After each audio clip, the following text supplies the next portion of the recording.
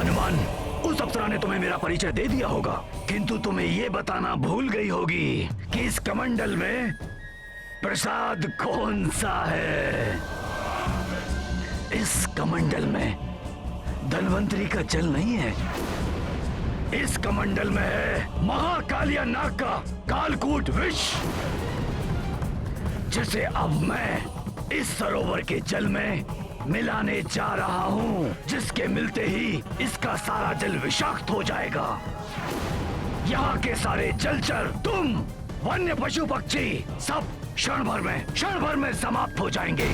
और एक बात और, जिन जड़ी बूटियों को तुम प्राप्त करने इस हिमालय क्षेत्र में आए हो, वो सब नष्ट हो जाएंगी, सब नष्ट हो जाएंगी।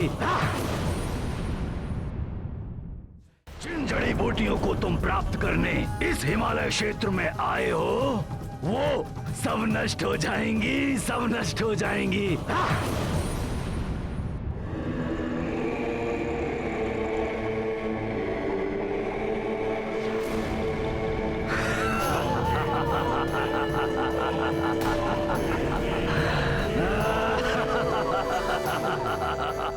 इस राक्षस से युद्ध करने के लिए समय शेष नहीं है।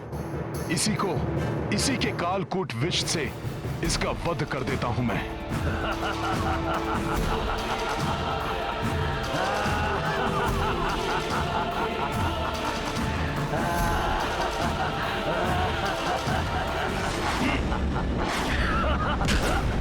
अब कुछ नहीं हो सकता हनुमान, जो करना था काल ने कर दिया।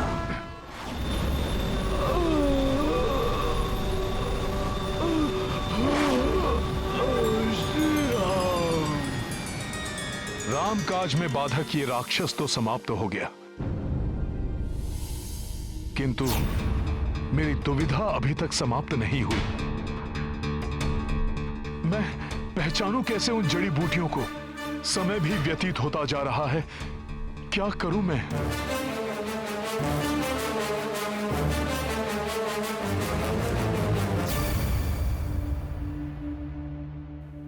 अब तो रात्रि का अंतिम पहर आरंभ हो गया है। कदाचित हनुमान ने जड़ी बूटियां प्राप्त कर ली हों।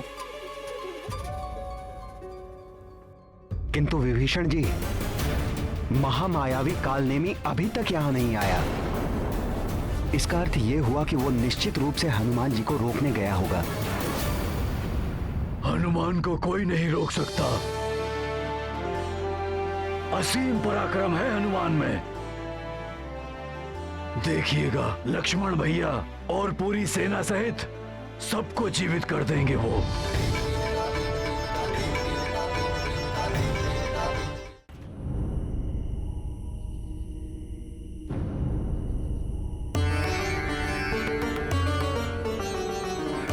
कौन कौन सी है वो विशेष जड़ी बूटियां, कैसे ज्ञात करूं मैं?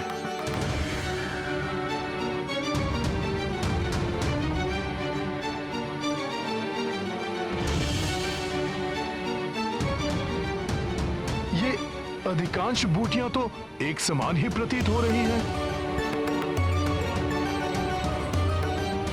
यदि इनमें अंतर ढूंढ भी लूं, तो कैसे ज्ञात होगा कि ये कौन सी जड़ी बूटी है?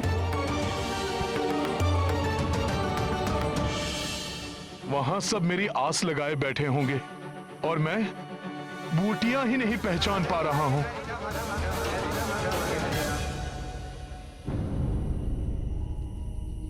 हे पर्वत श्रेष्ठ द्रोणागिरी, अब आप ही मेरी सहायता कीजिए, दर्शाइए मुझे मार्ग।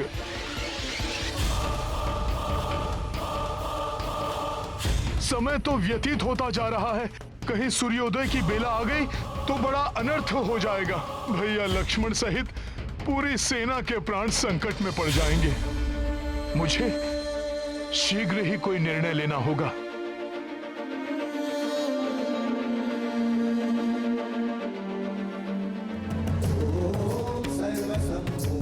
मुझे क्षमा करना पर्वत श्रेष्ठ द्रोणागिरी, आपके पास भी मेरी समस्या का कोई हल नहीं है और सूर्योदय की बेला निकट आ रही है।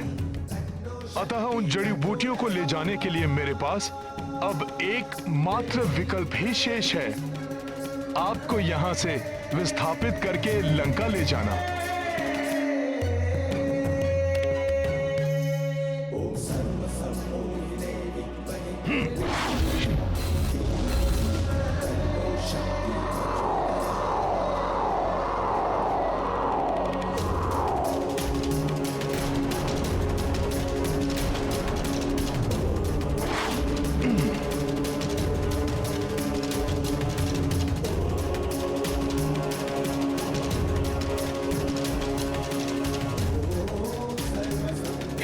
विशाल पर्वत द्रोणागिरी, अब आपका यहां से विस्थापित होने का समय आ गया है।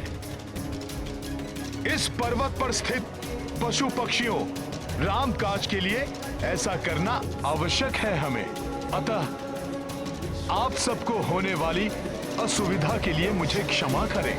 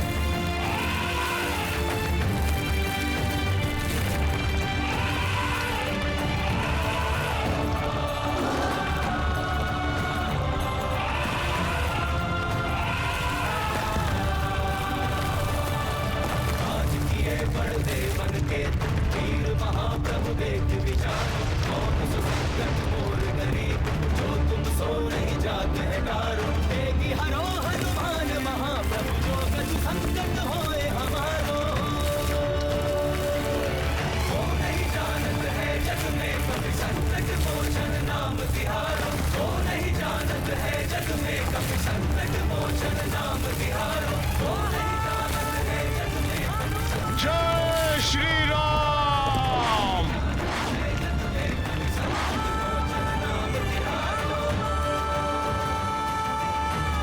चुनौती कितनी भी कठिन हो, व्यक्ति यदि अपने कार्य के प्रति दृढ़ संकल्प है तो समाधान निकल ही आता है।